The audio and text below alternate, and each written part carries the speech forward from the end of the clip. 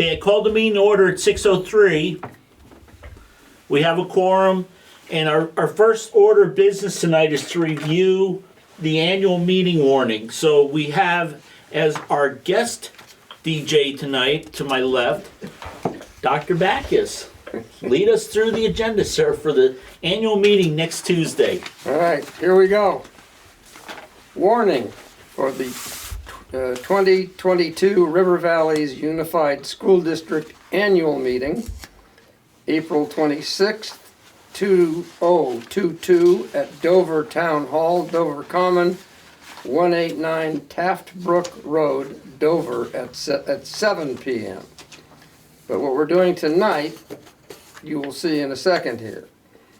The legal voters of the towns of Dover and Wardsboro, Vermont are hereby notified and warned that pursuant to Title 17 VSA Section 2655, they are to meet at the Dover Town Hall, Dover Town Common, 189 Taft Brook Road, Dover, Vermont, on Tuesday, April 26, 2022, at 7 p.m. to act upon the following articles to wit.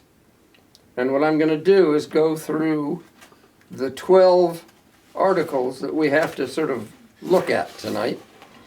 And there are 12. An even dozen. Yes. Article 12, to be voted by Australian ballot for the Dover board member.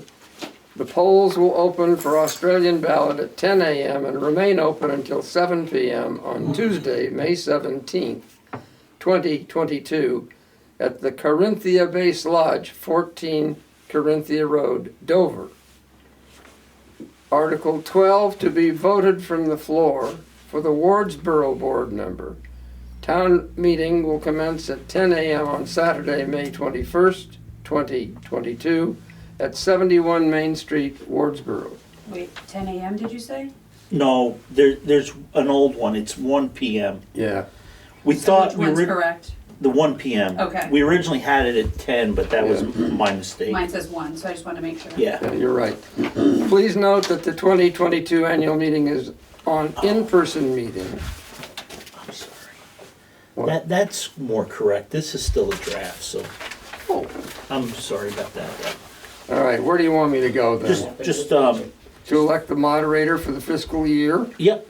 To elect a moderator to serve for the fiscal year July 1, 2022 to June 30, 2023. Anyone want to be the moderator? Because I do not. Because I am resigning from it. You're retiring. Not resigning. Retiring, yes. But we got you till the end of June. Okay. So you want to leave it? No, I mean, we'll have to elect somebody. So what we've done which is a little different, is we elect, but our positions don't start for these next three until July 1st. So you would serve until July 1st. Fine. Whoever we elected at the meeting would take over July 1st. All right. Is anyone interested in this? It's actually quite interesting. It's a lot of fun, isn't it? It is. It is. Yeah. How many years, sir? Oh God, I don't know. I don't even remember anymore from the town here and this. I don't know. And the little stroke I had didn't help my memory. So. So B of Article 1. Mm-hmm. Yeah, we usually just set a stipend, and you got to make sure you take it for your final payment. I never have taken this, and I will not take it. Okay. You can use that money to buy books for kids. So Article 2. Article 2 is to elect a clerk to serve for the fiscal year July 1, 2022 to June 30, 2023. So who wants to be the clerk? So Andy McLean said he was going to be here. He's served as our clerk, and he's willing to serve again. Okay. But he asked for a change this year, which is why you have B and C underneath it. So he asked for a stipend of $2,400, which we did last year. But he also asked for $400 for an assistant clerk to be appointed and used at the discretion of the clerk. And the reason he did that was there's nothing for the Wardsboro clerk to help him out. And when he does an election involving two towns, he needs a Wardsboro clerk there, so he didn't think it was fair that he was getting paid and the Wardsboro clerk wasn't, so he asked to do that. He also had set to reduce his stipend to $2,000 and put the $4,000 for the assistant, but we discussed it as a board and decided that it was fair because it's not something he's gonna use all the time. But that it would help out the Wardsboro clerk if he needed, or the assistant clerk. So that was why he requested that. And the board supports that and hopes that everybody votes for that. Okay. Anyone want to vote? No, we can't, we're not voting. You're not voting. No, we're not voting. How many of you are voters? It's- Oh, all of us. All of you, yeah. Yeah, but we're not voting This tonight. is Yeah. just a pre. Yeah. Andy just popped up in the waiting room. Who- Can you I'm admit sorry, who Andy? did? Andy. Oh, Andy. Yep. Okay, we'll tell him we just voted him in, but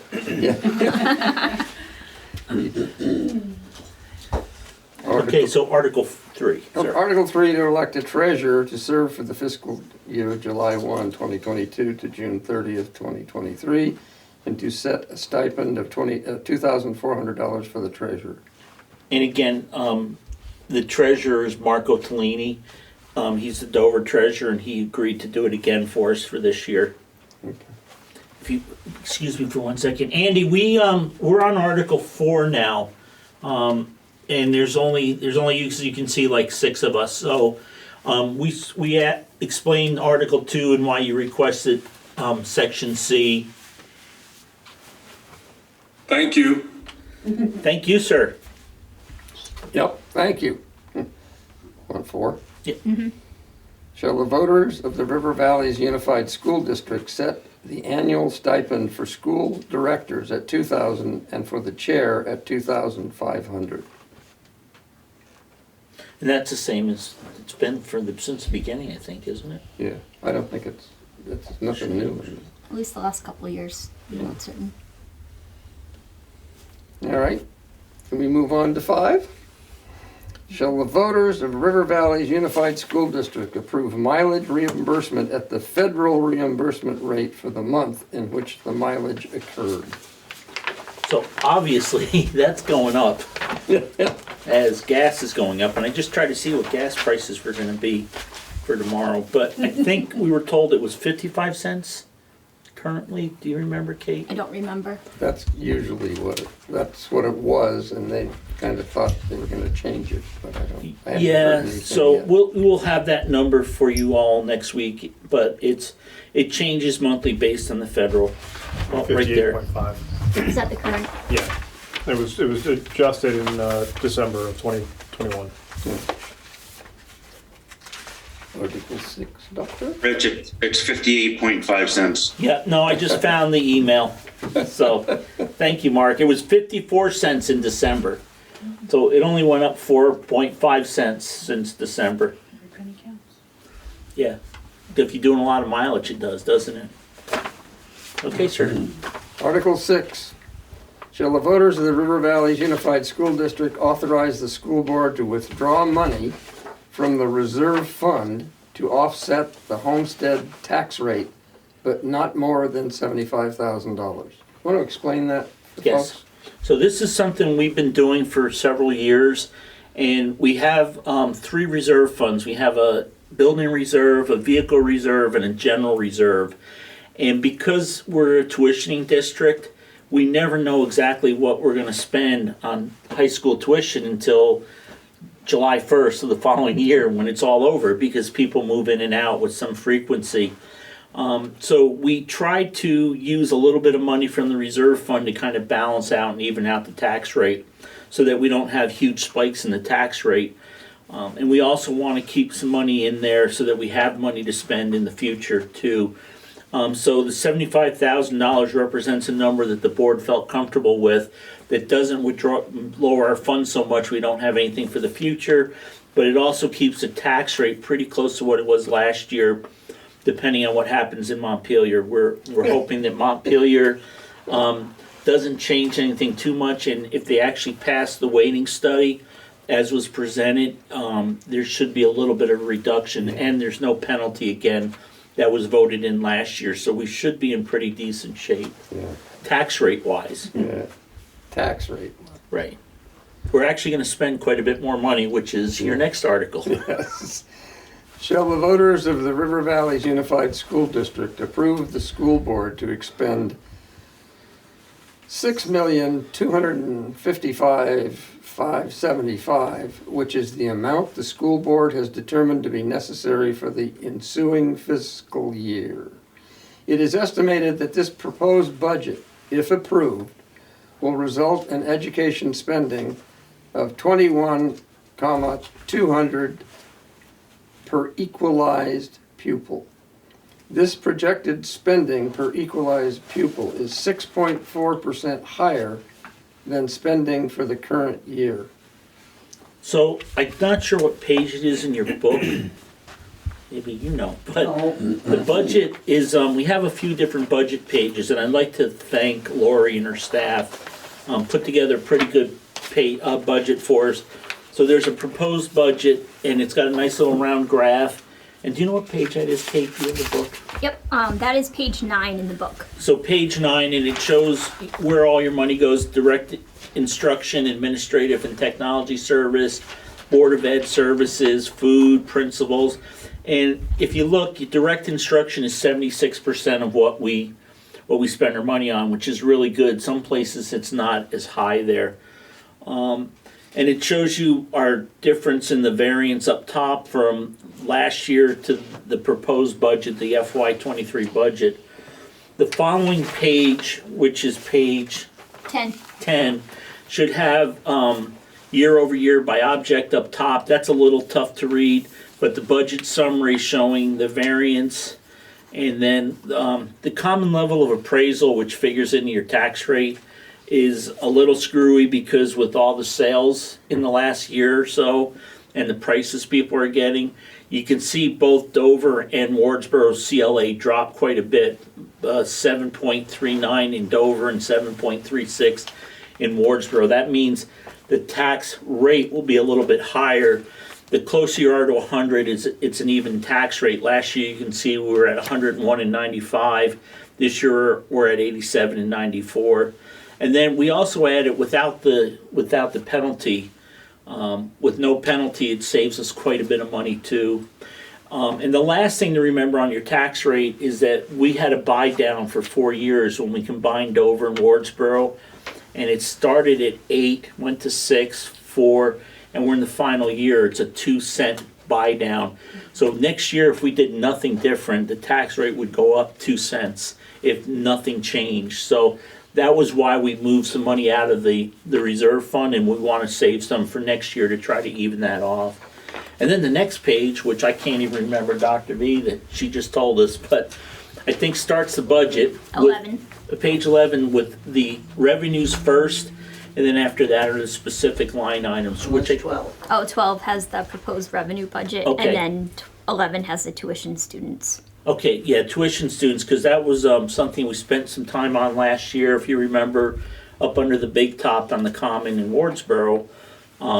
So that breaks down where our students go and how much it's projected to cost for each one of those, each one of the students. And then the budget starts with 1 page of revenue and then several pages of expenditures. So if anybody has any specific questions, we tried to make it more readable than it was last year. Yeah, So question. far it is for me because it's all in one place. Instead of 2 different books last year that I got very confused over. Yes, ma'am. Tennille Cutler, Wardsboro. So I was just looking at like the placement, and I had actually asked Kate about this, but since I'm here, I'm gonna ask, like, it says Manchester Elementary, 0 students, and they're, without effort, I can think of 5. Yeah, So- that was a mistake. Okay, And again, I just didn't know if they got placed in the wrong. no, so Spot, they or- did. This chart is Okay. not perfect, Okay, but it changes. And as you guys all know, we know the students that are there right now. okay, That can change in June. sure. This whole thing can change again. What I found very interesting, is that Brattleboro area middle school and high school has 34.8% of our students. And there was a time that I know Wardsboro didn't send anybody down there, and Dover had one. Sure. So it's very fluid, and I Okay. think it depends on the students and the groups of kids and where parents work. So that's a rough number. Again, it's not an exact number, and we can't give you an exact number what we're going to spend. It's our best guess, and that's even asking the principals to say, okay, she has 2 children in Marlboro Middle School, and she's got a 6th grade child, so we're just going to assume the next child is going to go there. So Sure. that's where they send them. Yep. This is not scientific. It's Yep. not asking parents. It's just kind of the best guesstimate. Okay, no, that makes total sense based on that information. Yeah. That number's more surprising, so. What number is But that? that's fine, I just wanted to make sure, I mean, my kid's about to leave that school, but I know the families that are there, and at least one of them has another kid going into that school, so that was all, I was just curious and surprised, so. Yeah, and again, it's not exact, and it doesn't Yeah. matter what it Fine. says here, because if say over the summer everybody wants to go there, Sure, they can, and we just pay the tuition. okay, thank you. You're welcome. Thank you for the question. Want to move on to 8? Unless anybody, you guys have any comments, or Nope, I think the answer is spot on. Mark, you have any comments on the budget? Nope, not at this time. Thank you. All right, this is Article 8. Shall the voters of the River Valleys Unified School District approve the school board to move any surplus from the 2021-2022 budget into the general reserve fund to be reserved for a future use as approved by the voters? And again, this is something we've been doing for years. We don't know what the surplus is going to be. We don't even know if there will be a surplus. There could be a deficit. But we've been trying to move it, have the voters move it ahead of time. Just, we didn't want anybody else to say, hey, they've got a lot of extra money, let's take it back. Yeah, and then we always go to the voters and we ask when we want to move money, like we did in Article 6. So we just don't move it on our own. We do request and we do have a discussion about it, so. And it seems to have worked really well for the last 20 years in Dover and for the last several years in the river valleys in Wardsboro. Any questions? Article 9. Shall the voters of the River Valleys Unified School District set the annual tuition rate to be approved to approved independent schools, 19,000 Burton sending school tuition for the 2022-2023 school year? Any questions? No, we don't ask for it to be petitioned, we just put it there. It had been done in Dover beforehand. Wardsboro had done it, so we just felt to carry that on. So unless that ever changes, but we do have to vote on it every year. We can't just say for the next 5 years, Yeah. which sometimes gets confusing to people. Article 10. Shall the voters of the River Valleys Unified School District fund its reserve funds in the following amounts for the 2022-2023 school year and fund those reserves with a transfer from the general reserve funds? They're capital improvements, 1, buildings, 70,000, transportation, 20,000. Any questions, any concerns? So what page is that, Kate? 7. Wait, So- no, he's holding up the chart. Yeah, the capital needs. That's on page 11 in the booklet. So it's on the bottom, and we set it up to show 10 years, but we're only asking for funding for 1 year and expending the money. So once you vote to fund it, then we're allowed to spend it.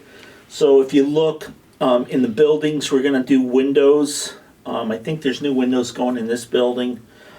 Asphalt seal coating at the Dover building. And there's some floor work that needs to be done in the cafetorium at Dover. So we're gonna spend 109, we're only funding 70 because we're carrying a balance of 196. When we get all through the year, we should still carry a balance of 157.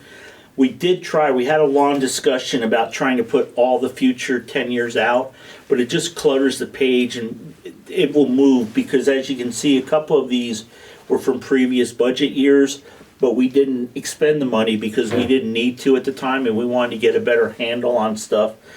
Same with the transportation capital improvements. We have 2 buses. It shows in the book, but it doesn't show on the paper I have. But I think both buses are over 10 years old. They're starting to cost more money every year than if we bought a new one. So that's what we're gonna spend that on. And we asked again, we didn't move the 150 like we usually do in Article 6 because we were gonna move another 90 in Article 10. So this won't be raised by taxes. This will come out of the reserve fund. Yeah. Okay. Any questions? Concerns? Yeah, Rich? Go ahead, Mark.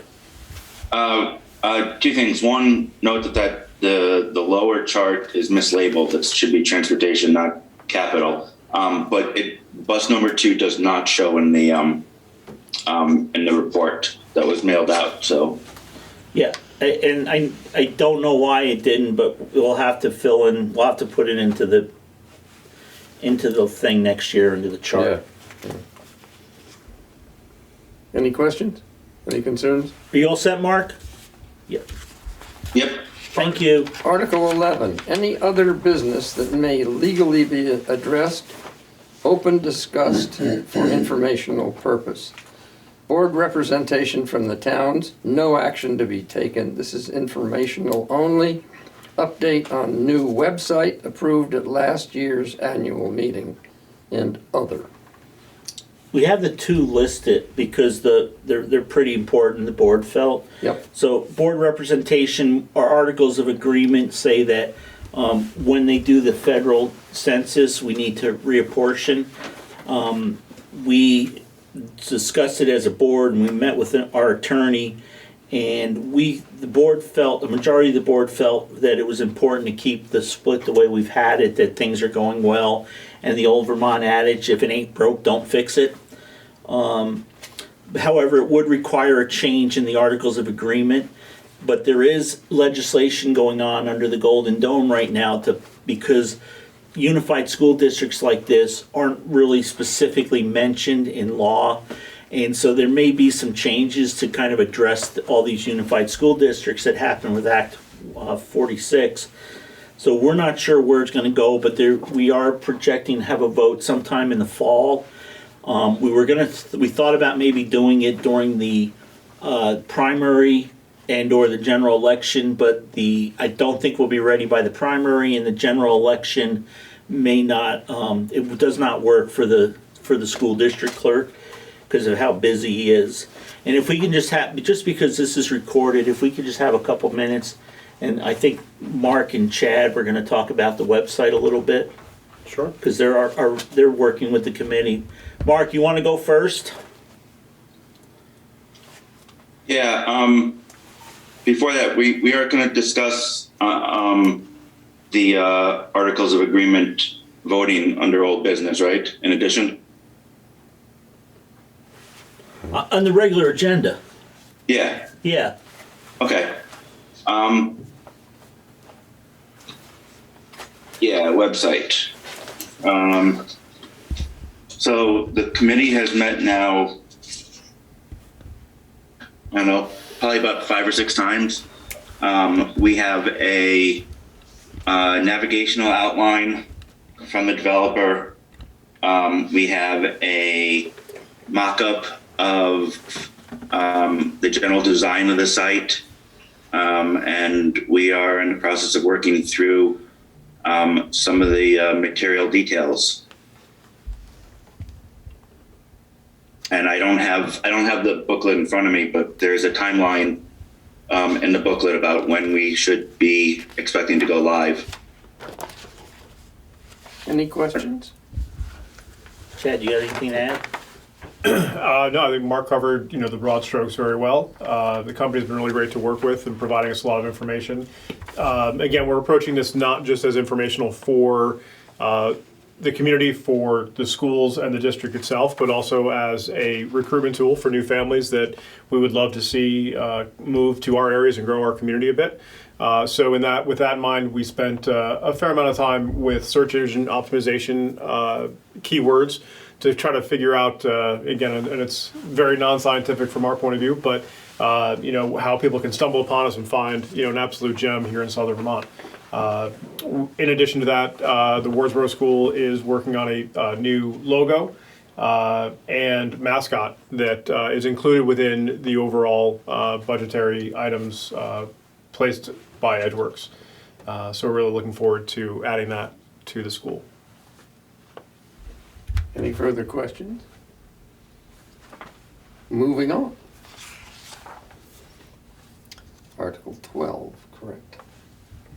Article 12, to choose unified school district officers for the following positions. Dover board member to be voted by Australian ballot between 10 a.m. and 7 p.m. on Tuesday, May 17th, 2022 at the Corinthia Base Lodge, 14 Corinthia Road, Dover, and the Wardsboro board member to be elected from the floor at the Wardsboro Town Meeting, which will commence at 1 p.m. on Saturday, May 21st, 2022 at 71 Main Street, Wardsboro. School director, Wardsboro, three-year term. School director, Dover, 3-year term. Want to explain that for folks that aren't familiar with it? So unfortunately, there's been a history of voting differently in the two towns, and it's not a bad thing. It's just Wardsboro's always voted from the floor, and Dover's always voted by ballot. So we kept that. In the original Articles of Agreement, we all had to be voted by ballot, but that was the state's rules. So we went back to voting from the Wardsboro person from the floor, and the Dover director from by ballot. Chad's up this year. He just got appointed, but the position he filled was up for election this year. So it works out well that we're only electing one from Wardsboro. And the Dover director is Laura Sibilia, and she is, I believe, on the ballot. And Andy can correct me, but I don't know if ballots have to be in yet or if that's the only one. Yeah, so what was your question? So- if they have to be in? Yeah, is the ballot set for the Dover meeting? Yes, And it's then- all set. Laura is on the ballot for this position, yep. And she's the only one? Yes, she is. Okay. You can write somebody in if you like, or somebody could run a write-in campaign, but she's the only one on the ballot. And when can they pick up absentee ballots, Andy? You can actually do that now. They have come in from the printer. We're ready to go. Okay, so you can go to Andy's office Monday through Friday? Yeah, give me a call or come into the office. We'll get you set up. And unfortunately in Wardsboro, there is no absentee ballots because you gotta be, but you don't have to be present to be nominated, do you? No. So, just I'm sorry. Chad, are you interested in running again? I am. Yes, please. Did you make that known to the voters? Cool. Any other questions, concerns?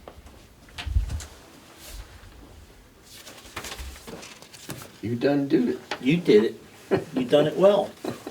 So, we appreciate it. We'll see you next Tuesday at Yes. 7 o'clock. But we gotta go all the way over to that other place. Yeah, last time though, next year we'll be back here under the big top again. So, Anyone have any questions or any concerns or anything they wanted to say before we close? Thank you. Thank you. Always a pleasure. cool. How about the gentleman on there? Do they have Oh. anything? Marc or Andy or Amelia, you guys all set? All set. I am all set, thank you. Thank you for attending. Thank you very much, Dr. B. Dr. B, I came in a few minutes late. I was having trouble with my computer, so maybe I missed this, but am I understanding correctly that this is going to be your last meeting as moderator for the school? That is correct. Oh, wow. Holy smokes! Have you picked out a protege to? No, No. Well, thank you very much for your service, Dr. B. Holy smokes! Thank you. thank you. And the reason I'm doing it is because of my stroke, because it's really affected memory. And, you know, people I've known, you know, for 40 years, all of a sudden I can't remember their name. You know, that kind of stuff just doesn't work. Yeah. Well, you're gonna leave gracefully. I appreciate it. Well, thank you. I do make sure he still knows my name. Who are you? Don't, if you're afraid to go home, just let us know. We'll help you out. When he was Can in you the just make sure to hospital, call him Journey during the meeting? Yeah. That was fun last year. when he was in the hospital, they did ask him, who is this lady and what's her name?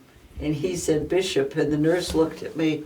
I said, that's what he calls me. That's Because that was her name when I married her. So just so you know, I did send Dr. B an email to remind him, and I signed it Richard, AKA Jeremy. Yeah. And Jeremy was home last weekend with his fiance, and he told me to make sure I said hi to you. Oh, he's engaged? Yeah, Yes. Oh my God. yeah. He's very happy. He's a happy young man. Do you like, well, I won't ask. Yes, she's a nice, very nice girl. She's a teacher in Boston. She teaches drama. Wow, Wow. So, Nice. so he's very happy. good. Great. Give him a hug for me, will you? Oh, I will. So Yeah. Kids that I knew in grade school. Oh, Dr. how B old I delivered am. them. Both our kids. So we're gonna move on to our agenda. So we appreciate it, sir, and we'll see you, we'll let you out. Thank you. Or you can stick around if you're really bored. No. I got this bear problem I'm going home to work on. Oh no. We have a bear who came, well, he's come about 6 times. First time we just saw him sort of walk down across the lawn in the night. But then he decided to start tearing out the Wire. wire for the coop. Oh, Because no. we have a hen house and then 2 little coops. One's covered, one is not. And man, he just, yesterday, he just finished it. Oh no. Ripped out everything, so. He also stole 2 bags of apples off the back porch. Yeah, well, Oh, Carol my. had him out, you know, keeping In him cool. plastic bags. Yeah. I have this picture of the bear walking upright carrying 2 bags. You think they lasted that long? Yeah. We haven't found the plastic poop either. So. Yeah, Oh, gosh. yeah. So he's been repairing wire for the last 3 days. We're giving Dallin neck aches. He's having to go back and forth trying to keep all who's talking on camera. Okay, well, we'll move on. So thank you, Dr. B. Thank you, sir. Carolyn. Thank you. You can stay. You don't have to leave. I know, but I just Yeah. wanted to hear this so that, you know, next week I'll be fully prepared. Thanks, guys, Thank for you very everything you much. do. Thanks for coming. Thank you. How's Amy doing? He's doing good. She's home, too. Can I give her a hug? I will. Okay. Okay, so, guys, if we're all ready, Peter, we're gonna move on. We're gonna be on, we did the annual meeting, consent agenda, minutes of the April 4th meeting. Hey, Rich, Yes. I have an addition to the agenda. Oh, I'm sorry, Mark. I'd like to discuss about a possible VSBA resolution. Going to Okay, new business. VSBA resolution. Yep. Cool, so we'll do that before we get into policies. Sounds good. Okay. Is there any other additions or deletions? I'm sorry. Okay, Just a question, Rich. yep. Who's in the room? I don't even know who's there. Oh, I'm sorry. Kate and Chad, and we had Carolyn Backus and Dr. Backus for the moderator, and Tennille Cutler. was Tennille also in. Cutler. She asked a question. She identified herself. She asked about Alright, the thank school. you. Now there's nobody in the room but just Chad and Kate and I. And the guy from the camera who shall remain nameless and speechless. Minutes of the April 4th meeting. Is everybody good with those? Don't keep coming in on me. You're making me sick. They didn't go out, Rich. I'm not in here again? Monday, April 4th. Yeah, they're in the packet I have. Let me see if they made it into the email. Not what Bill sent us. Okay, we'll have to get them sent out again. Peter, could you just note in the minutes that the minutes didn't go out with the packet? Kate, can you remember that? Thank you. So we're gonna skip over that. I don't believe I have any correspondence either. The email from Bill. Did that need to be lumped under correspondence? Okay, give me a hint on that one too. Bill's. I think that would go under the Articles of Agreement. Oh, I'm sorry. I mean, under the Robert's rules. His. Robert's Rules. Yeah. Yeah. Okay, so there's no correspondence. Amelia or Andy, anything else from members of the public? I am all set. Thank you. Me too. Thank you, guys and girls. We have no members of the staff here. It is school vacation. So I'm gonna go to old business, waiting study update. Mark, there is no Laura, so you have to go first today. All right. It's been it was a sleepless week for me. It's been a real roller coaster. Currently, Ways and Means is still only considering their reverse foundation formula, cost equity, cost adjustment, whatever the name du jour is. But we are making some headway. A lot of legislators have spoken to the speaker, have spoken to the chair of Ways and Means, as well as Rep. Kornheiser, the vice chair, to try to convince them to go back to the weights, which is what S-287 was coming over from the Senate, was passed unanimously in the Senate.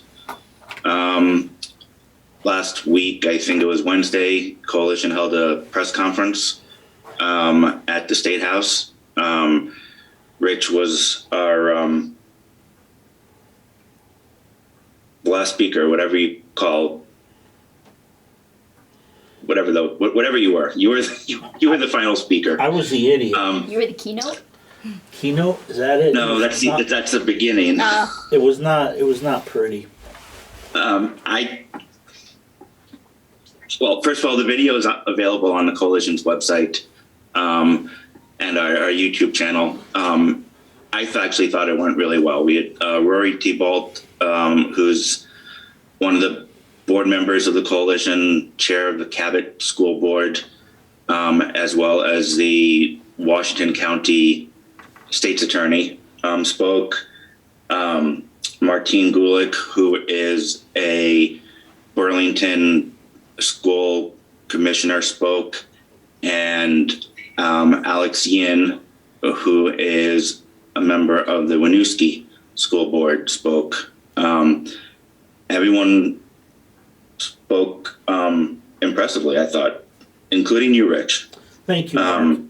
And it made a difference. In addition to the speakers, there were, I don't know, what was that, about 8 or 9, maybe 10 legislators that were in the room and standing behind the podium, which was a really good turnout considering this issue is polarizing the State House.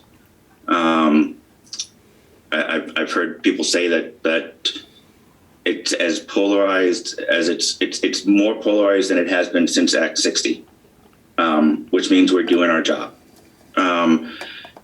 So we will see what this week brings. I know Bill sent out 2 or 3 action alerts that I had forwarded him from the Coalition.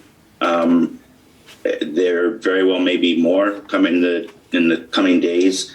So really appreciate everybody acting on those when you receive them. The pressure that's being put on legislators is making a difference. So we just need to continue to do that. I'm still hopeful that we're going to get weights out of the session. And I'm not usually a very optimistic person. So that's, I think, all I've got. if anybody has any questions, I'm happy to answer. You guys all set? All set. Amelia and Andy, you all good? I am all set. Thank you. Me too. Thank you, Mark. So I will just fill in one little thing.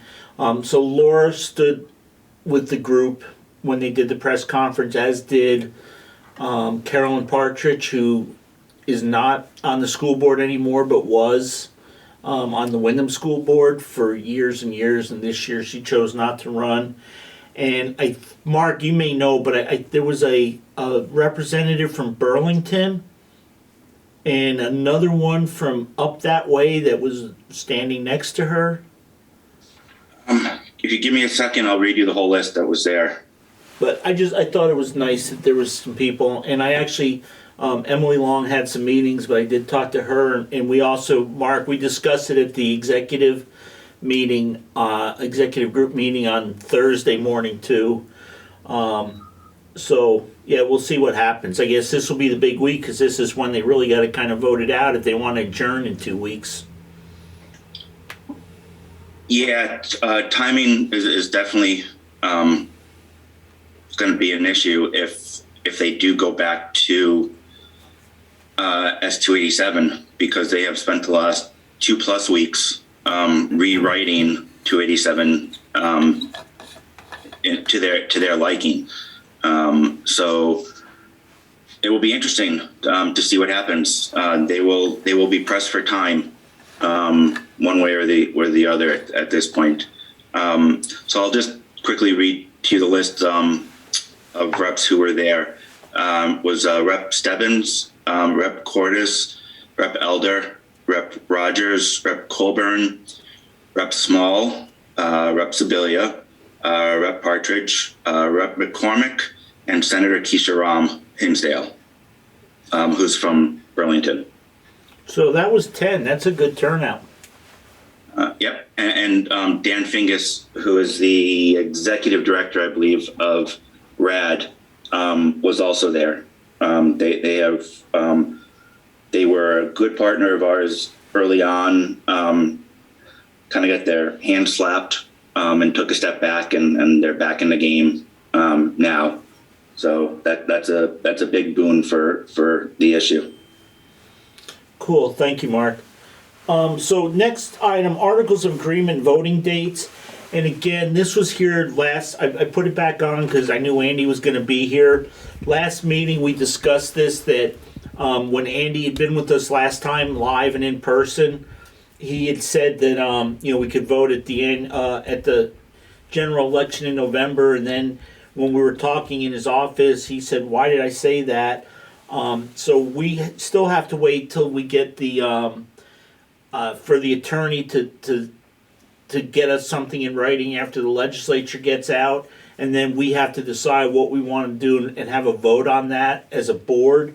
But I just wanted, since Andy was going to be here, Andy said that to do an election to change the articles is not, it's not a huge issue, and it's not going to totally destroy him. But Andy, I didn't know if there was any other comments you wanted to make. Sure. When it first came up, just speaking off the cuff at that meeting, I was thinking, let's combine it with one of the state elections we're having this year, and that'll boost the turnout. And August is definitely a possibility. November, though, they're going to mail ballots to all the voters in Vermont. The state of Vermont will, the Secretary of State's office, and trying to coordinate those two different ballot logistic situations. I just don't think it's going to make for a workable situation for either myself or Michelle in Wardsboro. If we could get the state to mail those ballots with the general election ballots, that would be a different story. Or if we could print our question on those ballots, that would be a different story. But as far as I know, that's not going to be a possibility. I'll keep you updated on that because occasionally we are allowed to do those things. But where they're met, it's the first year that they're really, it's not the first. It's the second time they're mailing all the ballots to everybody. I just don't think it's going to be workable for us. So that was the only reason that I had this back on. And again, this probably won't come up again until we hear back from the attorney that he's had a chance to review whatever legislation may come out of the second year of this session. So is there any questions for Andy? Yeah. Go ahead, Mark.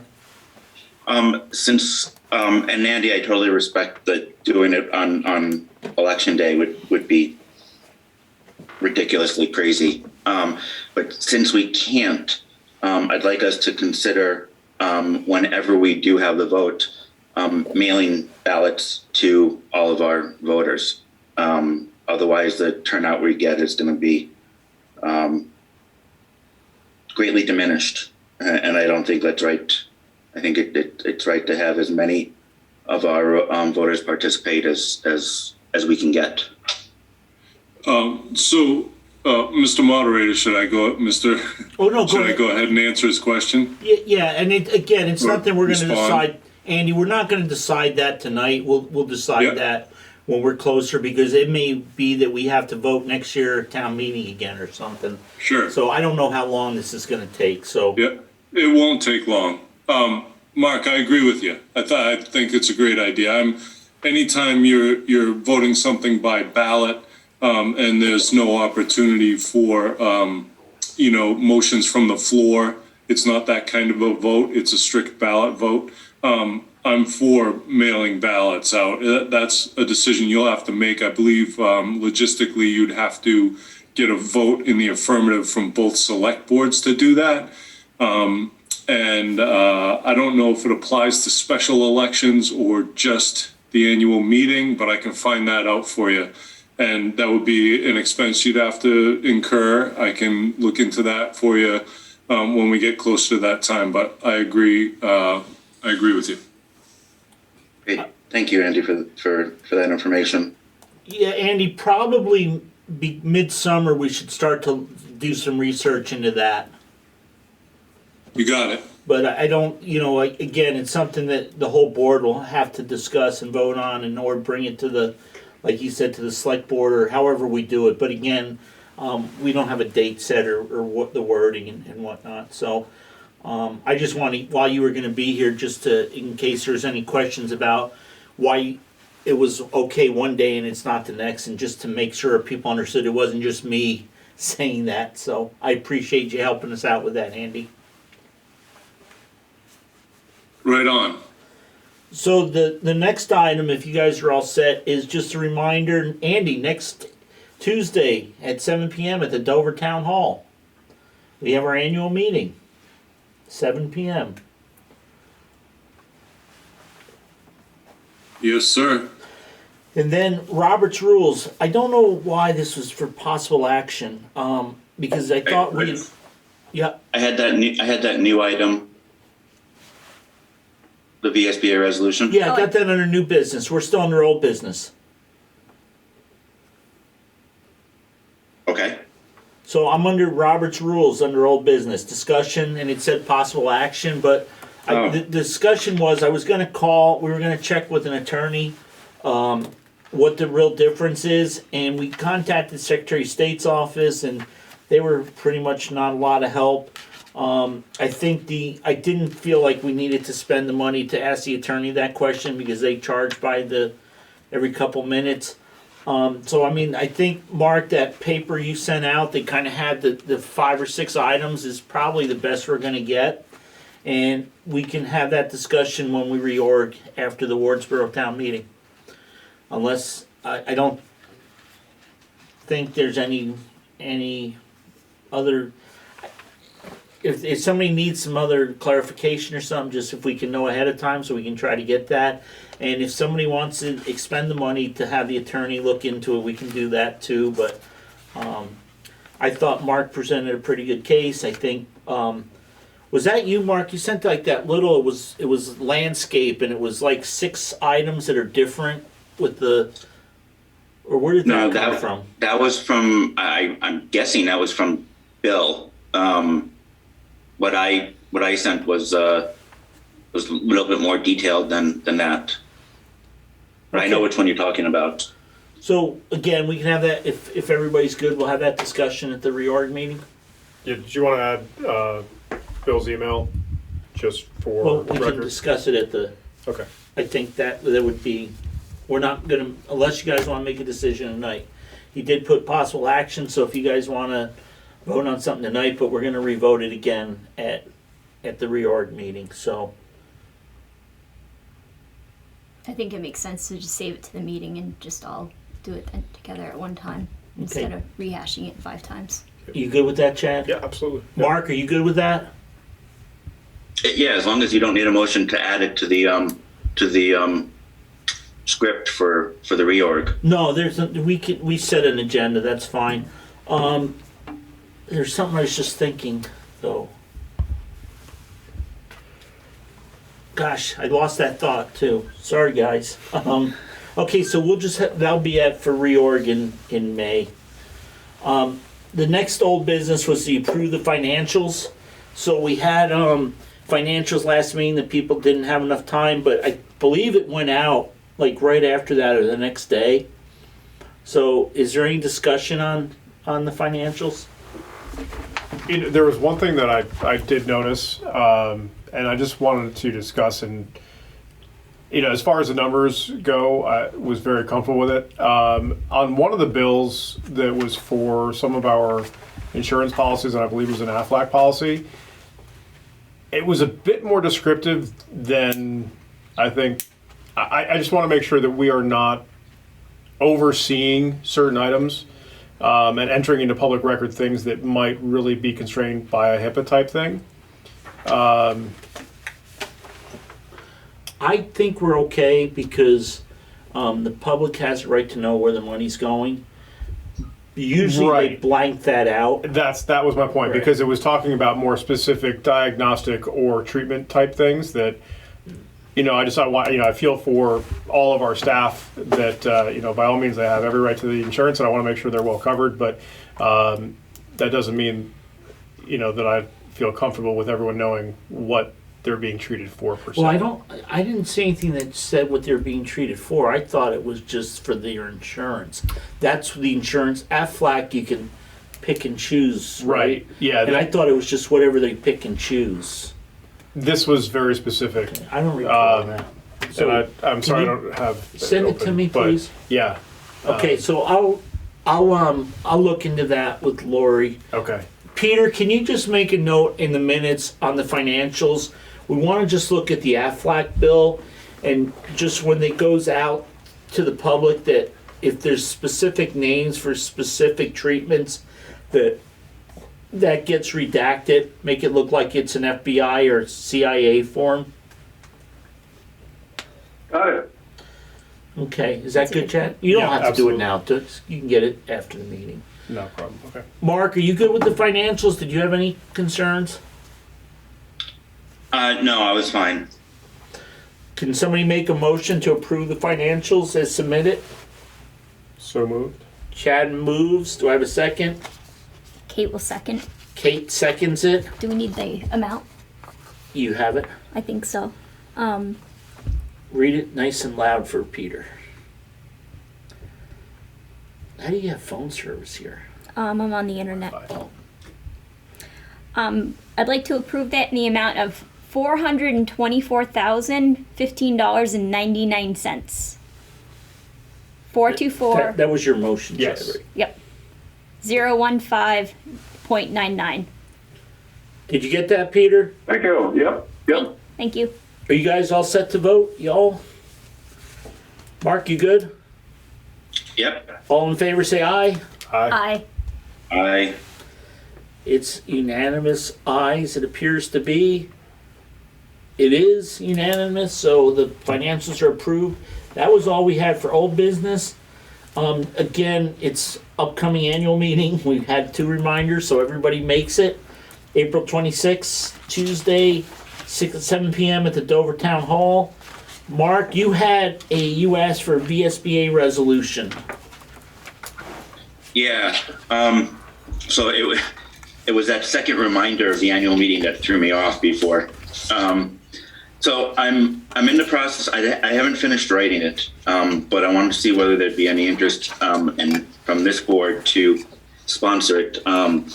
For those who don't know, the VSBA is our policy positions are determined for the most part through resolutions, which get voted on annually by the entire membership.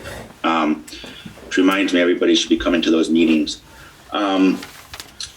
I'd like to, or I'm putting together a resolution that would, for lack of a better way of putting it, require that any school that receives any sort of money from the state, be it via tuition or anything else, have to follow all the same rules, regulations, reporting requirements, etc. as public schools. So do you have it yet, Mark? I have it partially written out. I don't have I don't have all the whereas statements written as of yet. We still have some time, but I wanted to bring it to the board to see whether there was interest in it before I put too much more work into it. When do they have to be done by, Mark?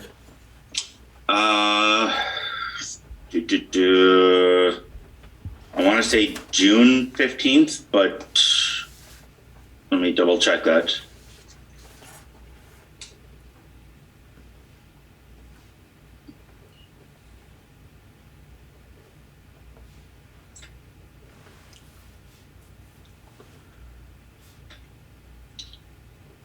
So yeah, the submission deadline is June 15th. So I really, Mark, in concept, I think it sounds good. I don't know until we actually see it in writing. So I'm okay. I wasn't asking for a vote or anything. I was just asking whether there might be interest in it. Right, and so I'm telling you, I think there's some interest in it, but until you actually see it in writing, I don't know for sure. Kate or Chad, do you want to weigh in? So I guess my question would be like, what would be, like, why? Tell me more. Like, why would it be a necessary thing to bring forward?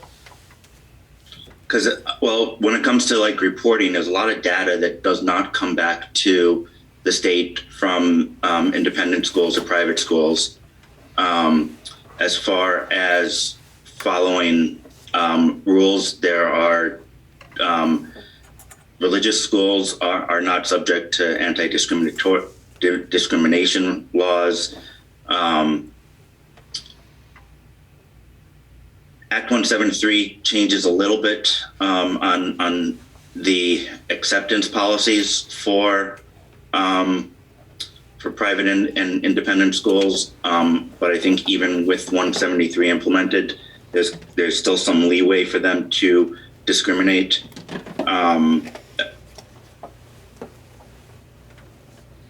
They're public dollars. They should be subject to all the same rules and regulations that every public school is subject to. But I don't think we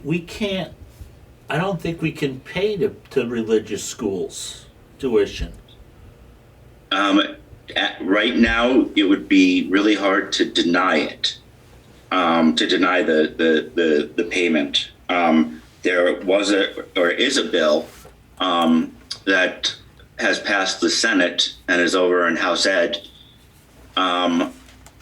which House Ed probably is not going to act on, which would require that religious schools essentially agree not to spend any of the public dollars on religious education. That same bill would also restrict public funds to going to schools, with the exception of 504 plans and IPEs or APEs or whatever they're called. With the exception of those students, would restrict public funds to going to schools within connected states and Quebec. And it does one other thing. I don't remember exactly what it is. But a number of the education associations have asked the legislature to hold off on it because the Maine case, the Mencken case, will be decided by the Supreme Court this year, probably this summer. And the feeling is that if the legislature enacts a law that doesn't fit within the scope of Mencken, that it could open up the state to lawsuits. So that probably is not going to pass this year, but will be taken up again in the next session. So as of now, if you deny, if somebody came to us and said they want to go to a religious school and we denied it, we'd have to be really careful about why we denied it, and if it had anything to do with religion or religious education, they'd win a case. Well, we've always based denial on if they're on the state list. The state has a list of schools that we can send tuition dollars to. And we've actually denied it because they haven't been on the list, and it's up to the parent or the guardian to get the school on the list. And then if they get the school on the state list, then we've been okay with that. We wouldn't be okay with that now, based on the and I don't remember the name of the case, but the case that was decided by the state Superior Court. I don't know if it made it to the state Supreme Court. I think towards the end of last year, which essentially said that at this point, denying it to a public institute goes against the freedom of religion amendment or whatever it is in the Constitution.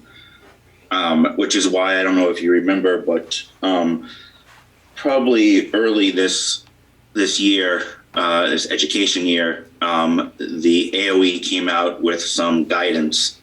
We definitely talked about it in a couple of meetings. They came out with some guidance on tuition to religious schools, which they subsequently withdrew. For a very similar reason of not knowing where the Mencken case was going to end up. So they're really, at this point, AOE doesn't have any guidance, but the courts, the Vermont courts have made it virtually impossible to deny it, which is why Senate Education was pushing really hard to get, I think it's S219 passed. Okay, Chad, do you have any thoughts on it? I understand the slippery slope that we're faced with, but I think I just need to research more to understand better before making a comment, because I don't want to speak out of turn or, contrary to law by any means. But again, I think, as you said, if as we've done previously, certainly before my arrival to this board, by following the state's list, the state is telling us approved institutions, I'm kind of trouble that the court would say, well, even though the state has not approved it, you still have to pay for it. So I think understanding why that would be the case, I think, is really important. So I think that, Marc, I think there's enough discussion that if you want to write something out, the board will definitely consider it. So I don't think it's a waste of your time. I think it brought up some good discussion. I would like to do it with the full board here, have a discussion. So maybe if you've got to have it sometime in June, do you think you could be ready for the first board meeting in May? Oh yeah, I'll have it ready for, well, I guess we won't discuss it at the annual meeting, but I'll have it ready for next Monday. Yeah, we won't need it. We don't meet next Monday. It's Monday after, I think. So you got a couple weeks. Yeah, because next Monday. Monday's still April. Yeah, it'll Right. be the first Monday in May, Mark. I don't remember what day. The 2nd. May 2nd? Yep, Monday, May 2nd. Can you have it for that? Yep. Okay, why don't we do that then? Peter, can you just make sure that we note in the minutes that we need, under old business, to have a discussion about a VSBA resolution? What do you want to call it, Mark?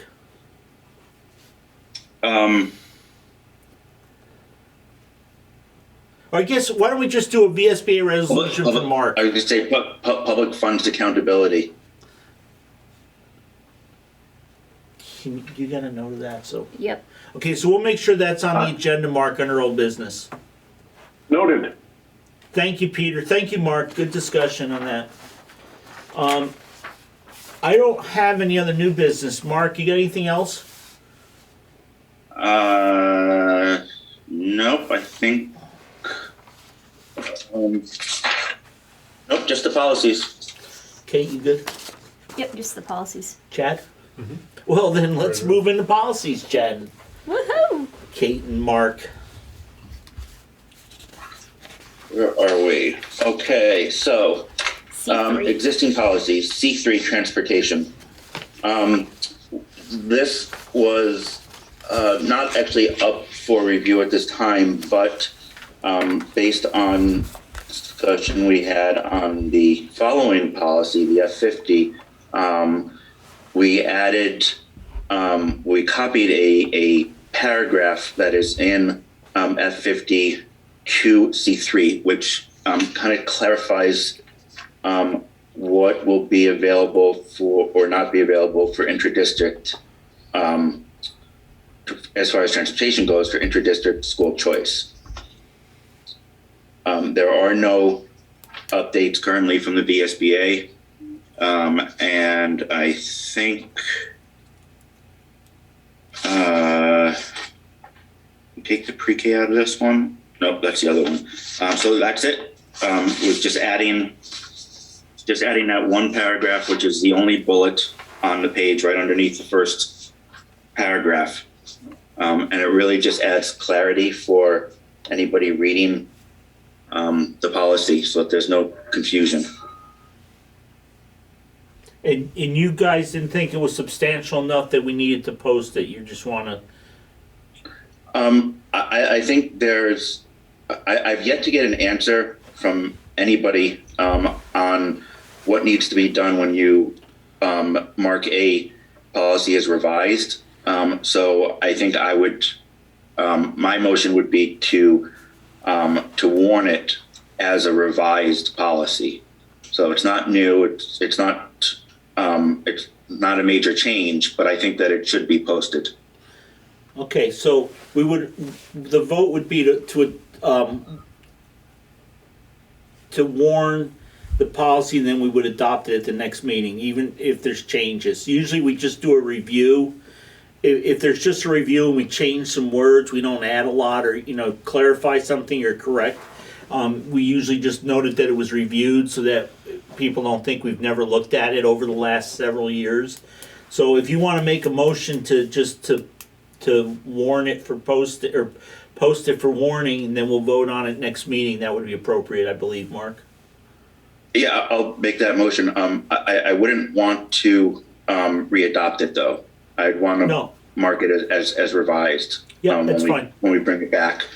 So I will move that we warn C3 transportation policy. Yeah.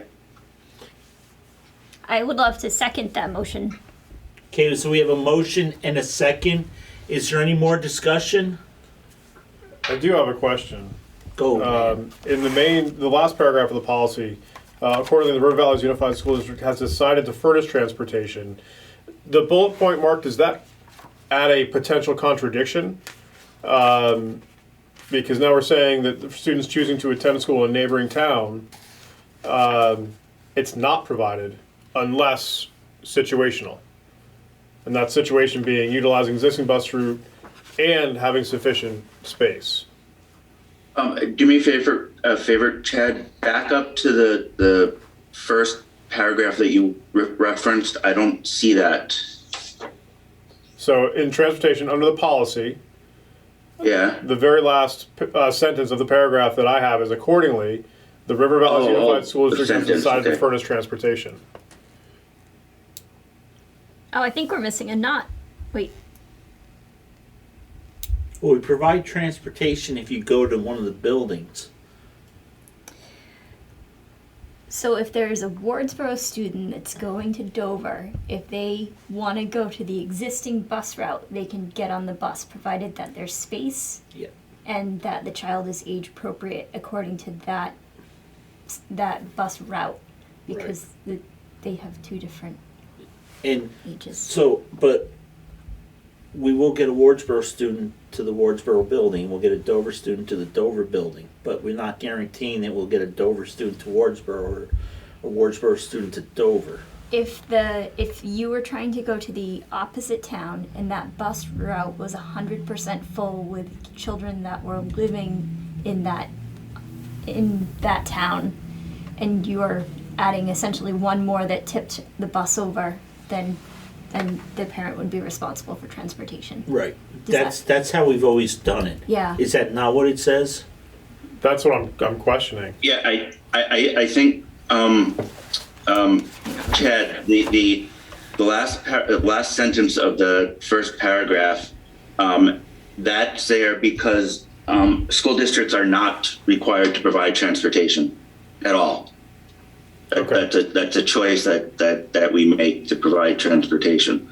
So that line is saying we are choosing to provide transportation, and then the bullet is saying, but in this situation, we're not. Unless it's an existing Unless, route but yeah. and Right. there's space. So again, if we can back up one more sentence, in the main policy, the district supervisor union may also provide transportation to non-resident students. So there we're saying we may, and the following sentence says we will. Okay, so the non-resident student, That's what different.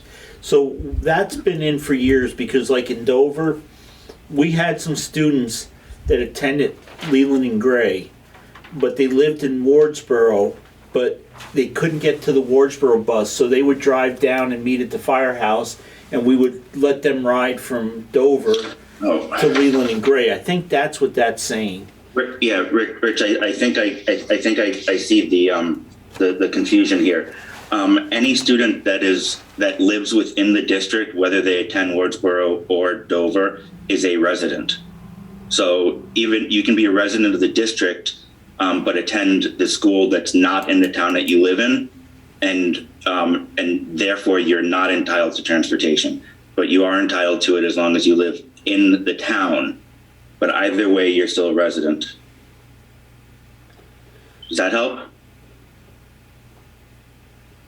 Not really. I'm sorry to Okay. say. Okay, so here's my suggestion then.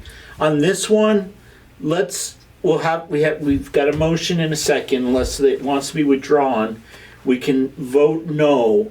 Chad, you can just send to Mark and Kate what your concerns are. Mark and Kate, you can look at it and see if you can make it more clear or less clear, or take care of that confusion.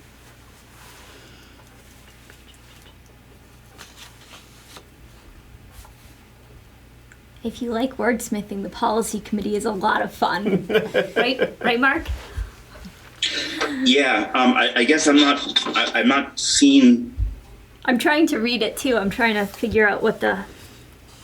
Yeah, Chad, can you?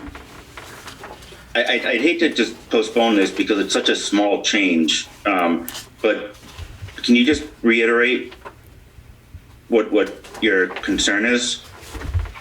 Well, I think the way that it reads now, we're saying the RVUSD has decided to furnish transportation to non-resident students as authorized by the board. We may, not we will. Well, It's a may, not a shall statement. right. So the first sentence is may, and then accordingly, we have decided to furnish transportation. So we have made an affirmation that we will be providing. So it may just be the order of operations. But wouldn't the accordingly be based on the statement before? So if Yeah. if that statement before is according to that statement, we'll do this. But if it's not according to that, then we won't do that. I don't know. Where that's- it's reasonable and necessary to enable students entitled or required to attend an elementary or secondary school within the River Valley. So entitled or required to, the district supervisor you may is permissive, like Mark said. If Yeah. it said shall, we would have to for everybody. It says may for students who reside within that district. So if you reside within Wardsboro, you reside within that. And maybe Right. that's it. Maybe we should say instead of district, school. The district supervisor may also provide transportation to non-resident students as authorized by the board. Has this, for students choosing to attend school in a neighboring town is not provided unless utilizing. I So, think like, it makes sense. a Stratton student, like a student from Stratton, isn't. I don't know. Because I completely understand the may in the first two sentences, that we may do this, we may do that. But we finished the policy by saying we've decided to do it. So we've taken that may might out of the mix. Where does it say that? Accordingly, the RVUSD has decided to furnish transportation. Yeah, but that's a general term, that we're providing transportation, not that we're providing it to every student in every situation. So Mark, maybe an easy fix to this, and we can do it now, is that accordingly, the River Valley's Unified School District has decided to furnish transportation to students, transportation to the building in which the student resides. How about let's make it even easier, let's just take that out. Take out the entire sentence accordingly. It's not necessary. Does that work? Yeah. Like I said, I think the policy is strong, but that one line contradicts what we're trying to accomplish. Okay, so Rich, I'm gonna amend the motion to strike the last sentence of the first paragraph.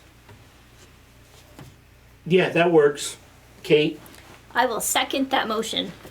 Okay, so we have to that. vote on the amendment first, because his motion was to amend it. So all we're doing now is just to strike from what was submitted to us, the last sentence in the first paragraph under policy. So we're striking accordingly, the River Valley Unified School District decided to furnish transportation. Is everybody in agreement with that? Does everybody understand that? Does that make sense? Yes. Mark, you good? I'm good. Okay. Is there any more discussion needed? You're all in favor, say aye. Aye. It appears as though it's a unanimous decision by the ayes, so that amends the motion to approve, to review, revise the draft policy, removing that sentence. The policy that was submitted, I'm sorry. So is there any discussion now on the new main motion? Just a slight correction, Rich. The main motion is to warn Right, As the policy for revision. right. I was trying to get there, Mark, but I didn't have my notes. Sorry, buddy. That's okay. We're striking that. I just wanted to make sure the minutes were going to be correct, that's all. With that one sentence stricken. Or revision. You're all set, Peter? Same was the previous motion, right? Just that, but Mark? it's been revised. No, that's, the next one is gonna be the same thing, really. Okay. Okay, I think, For revision, not as revised. We warn the policy for revision. That's what I got, thanks. okay. So if everybody's ready to vote, all those in favor say aye. Aye. Aye. Okay, it appears as though it's a unanimous decision by the ayes. It is, so Peter, Mark, do me a favor, send this tomorrow with that revision to Meg to make sure it gets posted, and also send it to Bill and to Matt and Tammy to make sure it gets on theirs. Always do. Okay. Always do. Yep. So then I'm going to move on to F50. So Was there a first, minute? Chad, thank you. And yes, the policy committee is fun. So since you like to wordsmith, please join us. F50, Intradistrict School Choice Program for Elementary. So this is a policy that when the board first implemented, decided that it would be reviewed annually. Due to a couple canceled meetings, this is a little bit longer than annually, but not by much. So let me start by saying that many of us thought that this policy included some limitations as far as the number of students or even percentage of students that could participate, either be accepted or leave one of the buildings. And we were all wrong. The policy does not include anything like that. That said, currently there are 5 students that are utilizing school choice. They are Dover students. They are Wardsboro students that are attending Dover, and there are no known siblings that we know of. So we're still going to be looking at approximately a handful going forward. And both administrators are comfortable that the policy is working the way it should, and they're comfortable with the numbers that we currently are experiencing.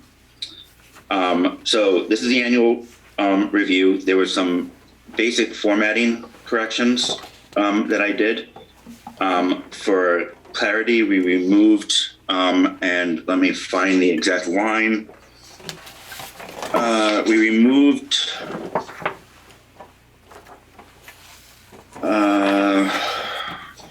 here we go. We removed lines that The third bullet. in the first paragraph referred to this, the sentence did say transportation is provided to PK through 6 students attending a school within town of residence. That was also in the third bullet. We removed both of those as redundant and confusing. In addition, we removed pre-K from this policy. It's now just K through 6 because there's universal pre-K choice. So there was no use for it.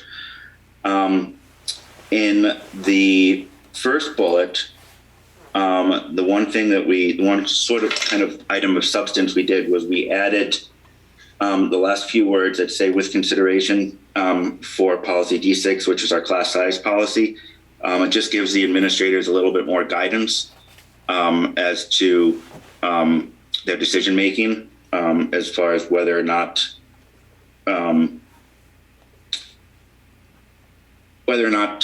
they're going over or under, whether they're disturbing the buildings.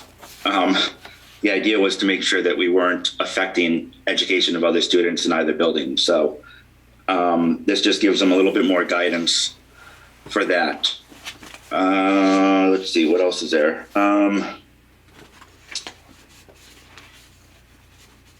The only other thing is that we are only voting on the policy, which is the first page. We are not voting on the procedure, which is D42, which is enacted by the administration. The reason that we work on this particular procedure, and it's one of only 2 that we do work on, is because it's so intertwined with the policy itself and with the policy decisions of the board.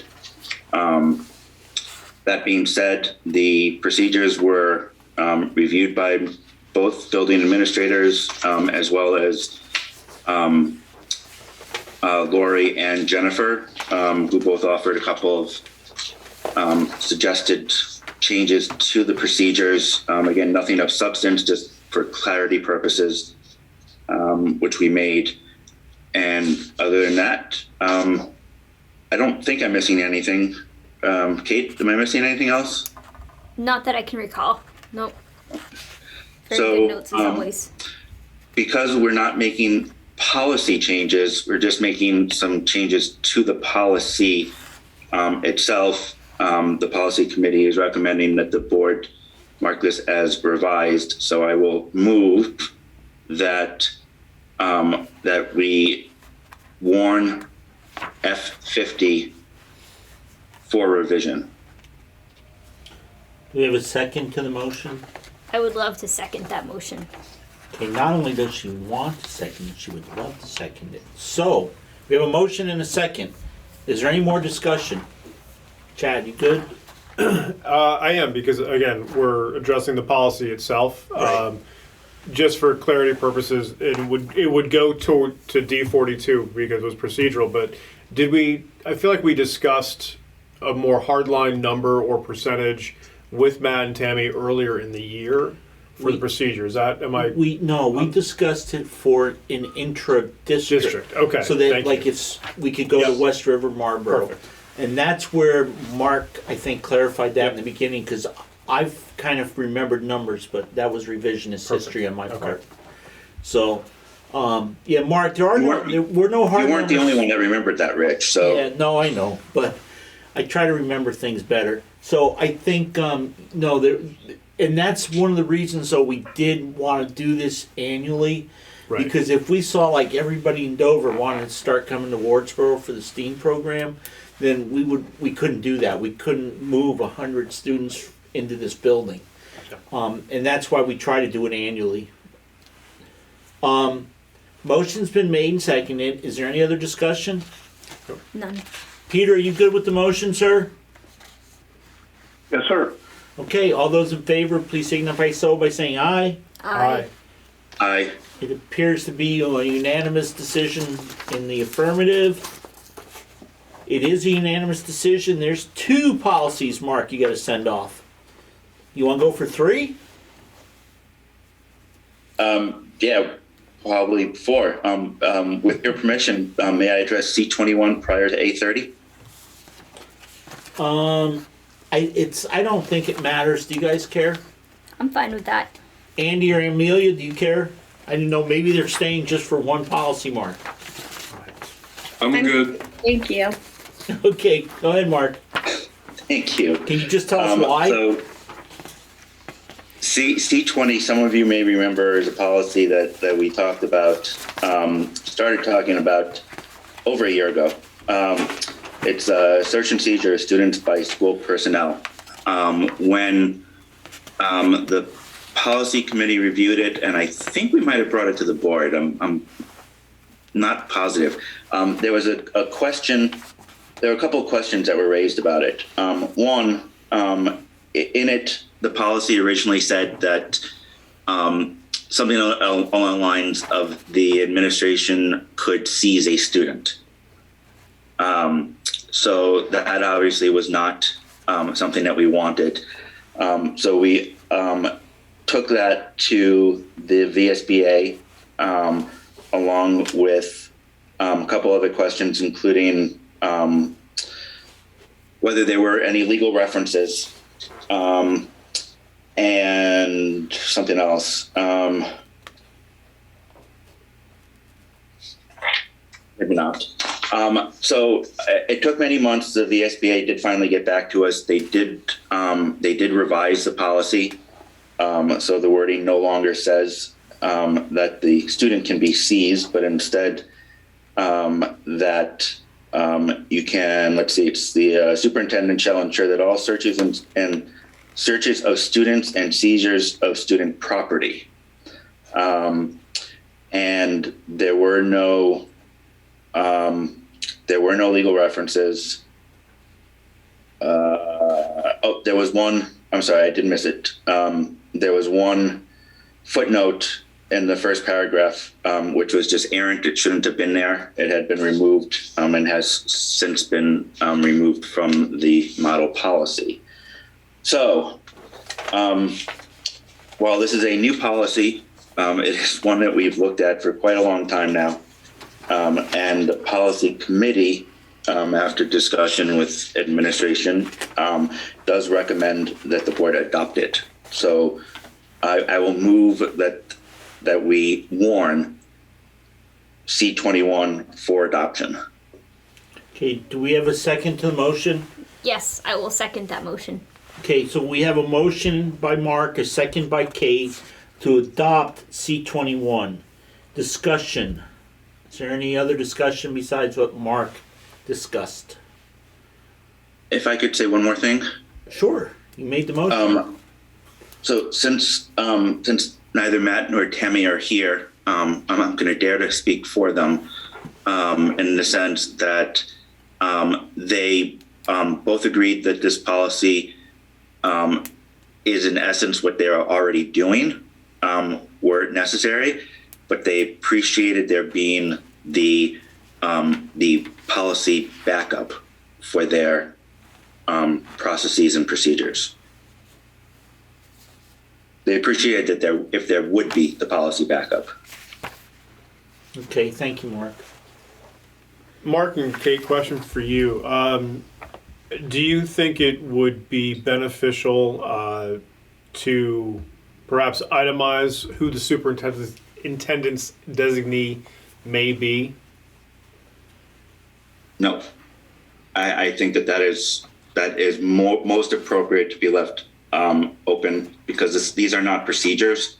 It is up to the superintendent to devise and implement procedures. And to me, that would include a procedure. That would be included in a procedure.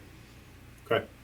And it may also just follow through with his chain of command. The superintendent sets a chain of command in a building. Mm-hmm. So if the administrator's not there, who's the next person in line who Right. would act on their behalf? And that would probably follow through here. Right. I think it's definitely something that parents would want to understand, how that operates within the school, so that just not anyone happens to be. I felt I had the right to do this, or that you were other way around. I felt, perhaps I am not a principal. I'll use myself as not a principal, not a teacher, and try to usurp the idea of a designee. And I happen, think that a student is in violation, and I go through that bag, without, or that locker. So without that, procedural designee, and I think it covering all bases, that it should be definitely alliterated, within the procedure, would be my thought. Or two comments. One, if you did that, I think you'd probably be guilty of breaking and entering because you're not the designee. But probably more importantly for this conversation, as part of the new website, we are going to be digitizing all procedures. Great. So that there will be parents and family and the public will be able to look at procedures and understand those details. Where right now they I think to say it more succinctly, to be transparent and understanding who the designees of the superintendent would be per building, in that hierarchical form, would be very helpful. Should we have any instance, which I hope we never do. But it's not that it's going to be in the policy. Right. No, I understand it'll be the procedure. Just as an example, and again, just so people understand, I think everybody does, but a policy can't be modified by the administrator. The policy says this is what the administrator shall do. So if in the policy we stated something like it shall be the superintendent, and the superintendent shall every week post who's then if he doesn't post that, it doesn't work. So right. That's why, and we'll talk about it under the next one too. So sometimes we got to be a little careful that we're not, we want to be specific for the reason we're adopting the policy or bringing the policy forward. Right. But we don't want to be so restrictive that it doesn't work for anybody. Sure. I mean, so in that case, Mark and Kate, again, as the authors,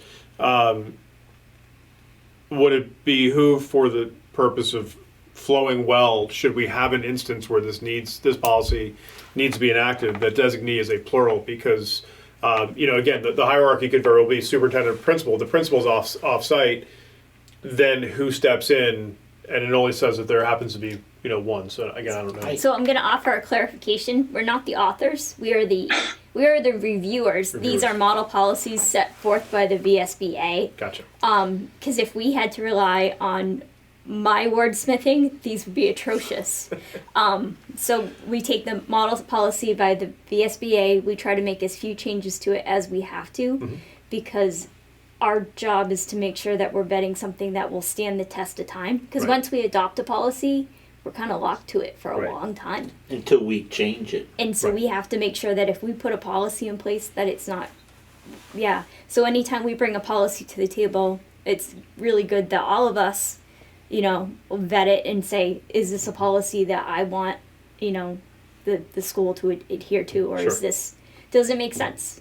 Is there a need for it? Right. And if there isn't a need for it, then we should definitely talk about that.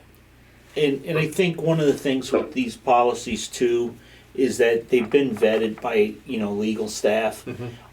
What we used to call is we used to kind of Dover-fy them, or now we're River Valley-fying them, where it says, like administrators, a lot of the ones we gave that to, not to the superintendent in Dover in the old days, but to our building principal. So we would put, everything would be in, superintendent / building administrator. Right. So I think I'm not worried that if we just adopt them without changing them too much, that we're going to be legally covered. And if they wanted designees, they would have done that. And again, if this policy doesn't work somewhere, next year VSBA is going to come out, or the legislature changes a law. VSBA is going to say, okay, you had this policy, but here we're making these recommendations, and there'll be a bunch of them coming out after legislature gets out of session this year too, that the policy committee gets to review. Right. So I just want to expound on what both Kate and Rich said.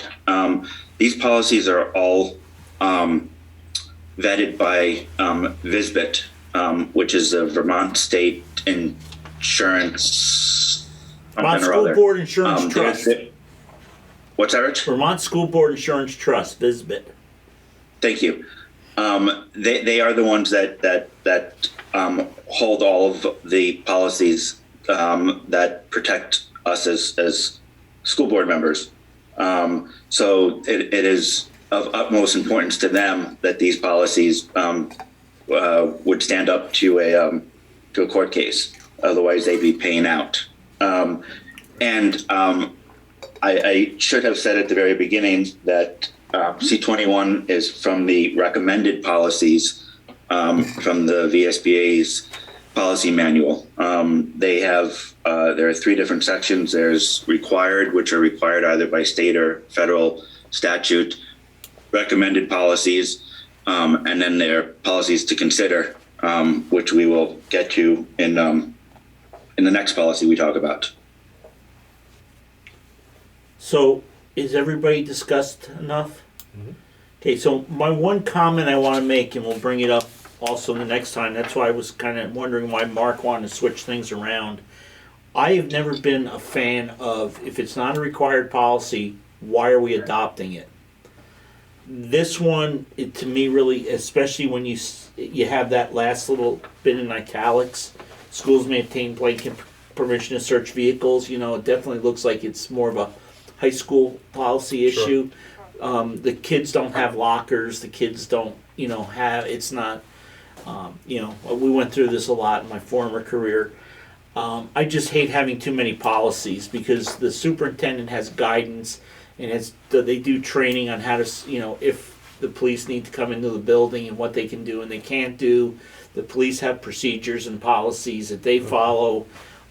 So I am okay with this because the reason I am is, and Mark did his homework and he did it well, Mark and Kate, is they taught the administrators, and the administrators would appreciate this policy. So I think it's a good reason to have a policy. So will support it when we get to that spot to say aye or nay. Are we ready?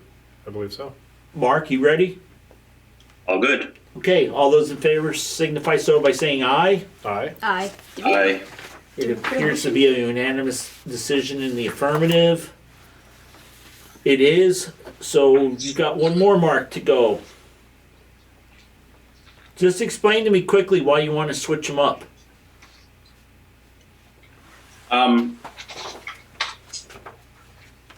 Because my mouth was getting dry and I thought I was going to end up having to do more talking on this one than that one, but it turned out to be probably wrong. Purely selfish reasons. Kate can do this one if you want. Though I do like your idea though, Mark, that if we have recommended to considered, you have a sort of a hierarchy of how you're looking at, the policy committee's bringing these forth. So maybe that made some sense too. That's where I thought you were going with that. Me too, but I just didn't know. Kate, Yeah. do you want to speak on this one and give Mark a little break? Yeah, and actually, it's when we were making the agenda, like we actually put a placeholder for the future so that we can all, like, since we do have newer board members, we can talk about policy process because, like, as we saw here tonight, like we're definitely all have different mindsets and just learning and making sure we're all on the same page because it is a lot of work that goes into this, and so that we know where they're coming from and that we're mindful about the way that we move policies forward and that we are really good, and I appreciate that people question them and make sure that we're not doing crazy policies and things like that. So it's really good, and I think that education element that we're going to do in the future will be wonderful. So it's great discussion tonight. Thank you. So the last one that we have this evening is policy A30. It is a policy to consider from the VSBA. This is all about the role and adoption of school board policies, as we've discussed tonight. There was only one change that was made to the model policy, and that was added district's website as an option for the information, because that is one of the initiatives that the website team is doing, is having a digital catalog of all of the policies and also procedures. They're working on getting that when it becomes available. So this policy is to kind of spell out the role of policies. So the role and adoption of school board policies. And it would be a new policy to the River Valley Unified School District. And it was last updated by the VSBA on 10/16 of 2021. And we would advise from the policy committee that we had consider adopting A30 after everyone has a chance to review. So you want to make that a motion? I would love to make that a motion that the River Valley's school board warn this policy for adoption. I will second. Mark, he jumped over me. I was going to say, is there a second? Trying to save you the words. So we have a motion and a second. So there's time for discussion. Is there any more discussion? Kate did a good introduction. Mark, you want to, as other policy person, you want to throw anything else out? So I just want to say that so that you all and the public understands the process that the policy committee goes through. We have gone through the entire VSBA policy manual. We have pulled out a handful of policies that we don't currently have that we want to consider. Don't confuse that with the title policy to consider. We discuss it not just amongst Kate and myself, but the administration also. Matt and or Tammy's at almost all of our meetings. And one of the questions that we ask ourselves is whether we think that a policy adds anything to the functioning of the district to make it worth having. There have certainly been plenty of policies. We addressed one at the last meeting that we chose not to bring forward. So I just wanted to kind of give everybody that outline so that you understand the process that we go through. Thank you, Mark. Any other discussion? Okay, I'm going to get on my soapbox for just 1 minute.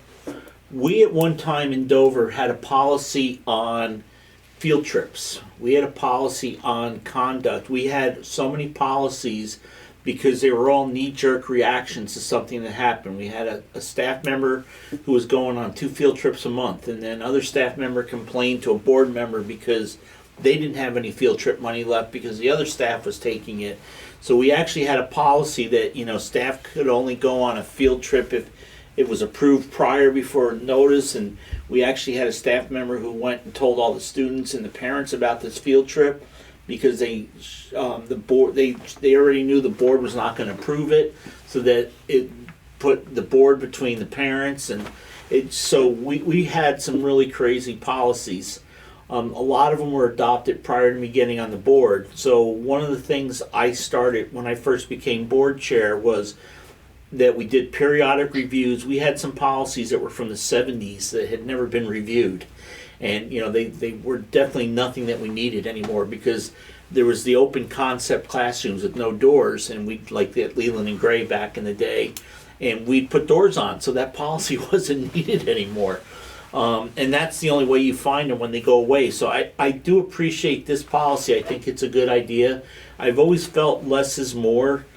I appreciate the policy committee, and I very rarely go against a policy or a committee, because if we ask the committee to do a job and they bring something, we shouldn't go against them. But one of the things as board members, there's 3 things that we should always do before we make any decisions.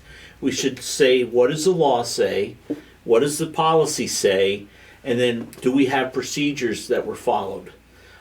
So I think this is really good, because I think it kind of says, yeah, we're not going to just adopt policies on, you know, at board meetings everybody's going to wear a 2-tone hat instead of a 1-tone hat.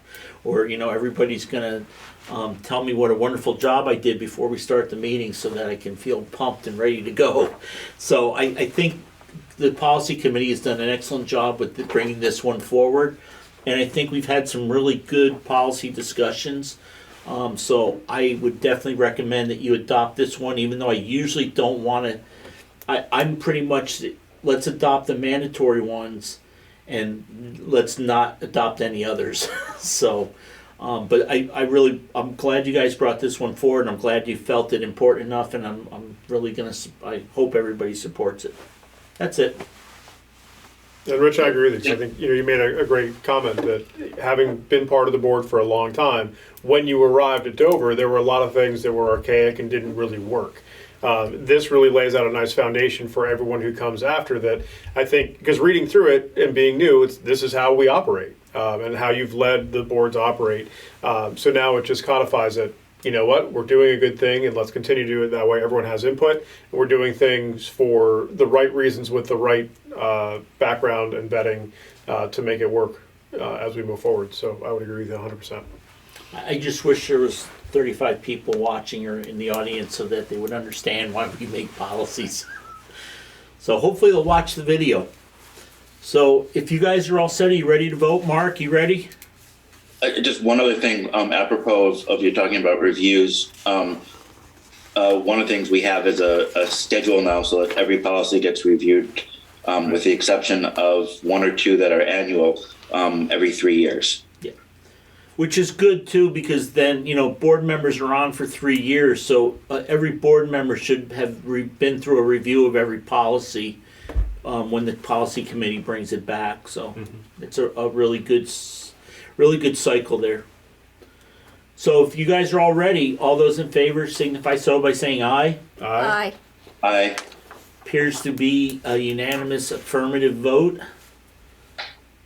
It is a unanimous vote. So Mark, you and Kate did a great job. You got 4 policies through us. So we will We go for have. 5? Was it 5? I'm sorry. What? No, No. I'm kidding. No. Don't mess with me, dude. But anyway, but we will have 4 that will have to be Well, voted on the on agenda, at the next meeting. Yeah. Because I believe 2 were reviewed and 2 are new. So Yeah, 2 revised. 2 revised and 2 Yep. are new. So we will have we'll have a chance to discuss them again. Okay, I don't have anything for executive session, but we all saw some memos from the administration that there's some more people that are choosing to retire after this school year. So the staff, the administration is working on getting out to fill those positions, advertise the positions. So there is no executive session because we don't have any administration here to ask us for that. Future yep. Rich, are those different positions than were discussed at the last meeting or 2 meetings ago? Yeah, I don't remember the Mark, but I told them that just go ahead and advertise, and when they're here at the next meeting to let us know what positions they're looking to fill. Okay, I think that might have just gone to you and Kate, not to the whole board. Okay, it may have, and then I think it is. So there's some other resignations coming up that we will be notified of at the next meeting when the staff, when we have the administration here. So future agenda items, just real quick, Kate touched on the policy process, and that's a placeholder because we wanted to have this discussion with the full board.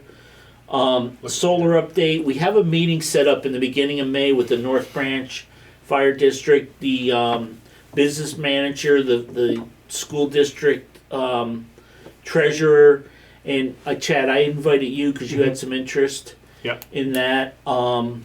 So we're gonna meet in Westover and kind of try to figure that out. Just so everybody knows, I did find out that Wardsboro was involved with the Newbrook solar, so both buildings do get solar.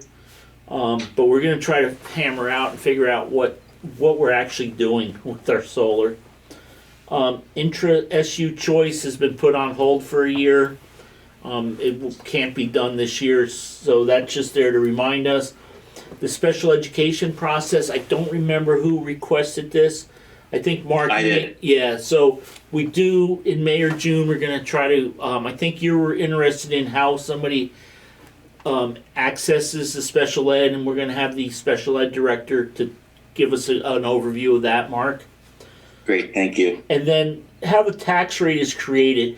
Marc had asked about the yield, and the yield isn't something that we were trying to get our budget together. So I'm gonna spend some time in May or June, depending what else comes up and what we have to do about how the tax rate is affected by the budget, by the yield, by the CLA, by the equalized pupils, unless Marc is not successful in his quest and we have a whole new funding system. Then we'll just have to learn that and we can talk about it. And the yield may be a dead deal. Board budgeting review, I put that in for September.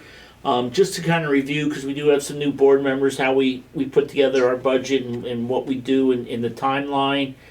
I was asked about an annual report, items to include in the annual report, so I figured in the fall we could discuss that also.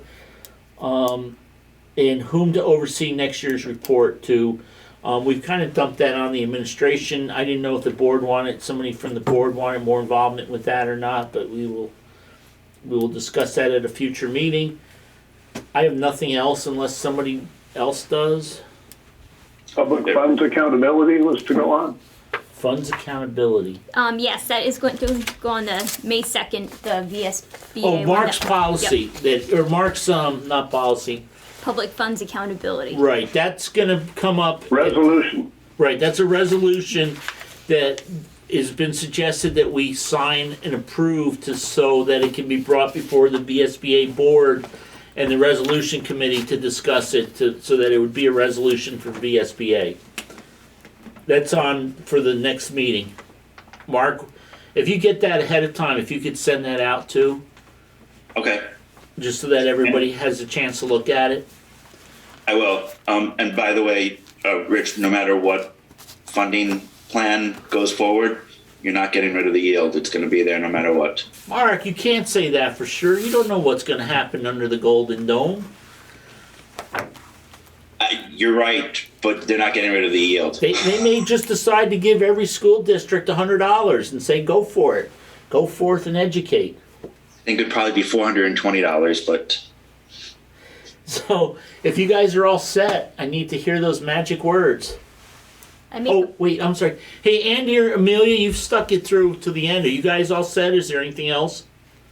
I am all good. Thank you so much. I'm all set, Rich. One thing I would mention in hopes that it gets back to the WCSU, I tried to get on the Zoom.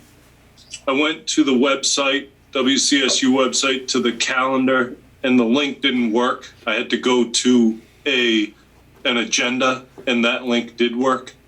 So, just for an FYI, I don't know if that's never, me or them. No, that is totally me. So you know how technologically inept I am. So this is actually my business's Zoom account because there wasn't going to be any administrators here. There wasn't going to be anybody else here. So I know how to get into my Zoom account. So we used my Zoom account for this one meeting. So it's usually the WCSU Zoom account, and it's a standard meeting, I guess, that's just there. So that's why it was on the agenda. We should have probably done that as a note that this is a different Zoom account for this one-time meeting. But that's a good point. So nobody plan on using this Zoom account ever again. FYI, the one on the agenda is how I got here. Yeah, that's how Andy got here too, and that's how I got here. That's how I Okay, let good, you thanks. all in. I had the power this time. I got to let you in. I'm glad I remembered how. And I gotta Thank you. give kudos to our cameraman, because he helped me a lot with this too. Since Marc doesn't want to come visit me, he just wants to sit in his house in his comfortable chair. So Those are really Me small too. chairs over there. they are, Marc. They're definitely not the most comfortable chairs. But on that note, I'll make a motion to adjourn at 7:59 p.m. so we can find alternate seating. Seconded. Okay, thank you everybody. Have a good Easter Monday, and we'll see you all in 7 days.